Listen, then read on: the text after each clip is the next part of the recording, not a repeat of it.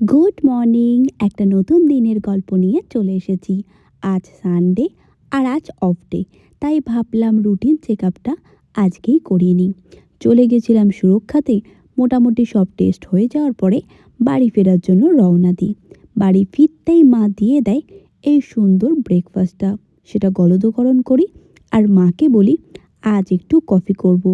আর যেই আলমন্ড মিল্কটা আগের দিন তৈরি করেছি ওটা দিয়েই করব।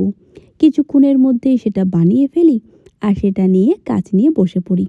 অর্ডার দিয়েছিলাম অ্যামাজনে একটা প্রোডাক্ট, কিছুক্ষণের মধ্যেই চলে এসেছে। আজ সন্ধে একটা জিনিস করব, তার জন্য এটা লাগবে। দুপুরের লাঞ্চে ছিল এটা, আর তারপর সন্ধে হতেই চলে যাই কিচেনে এই রান্নাটা তৈরি করার জন্য।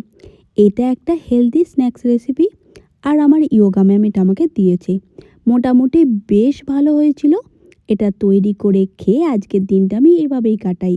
আমার এই ধরনের ভিডিও ভালো লাগলে ভিডিওটা লাইক শেয়ার করে আমার নতুন চ্যানেলটি সাবস্ক্রাইব করে পাশে থেকেও ভালোবাসা দিও। Thank you.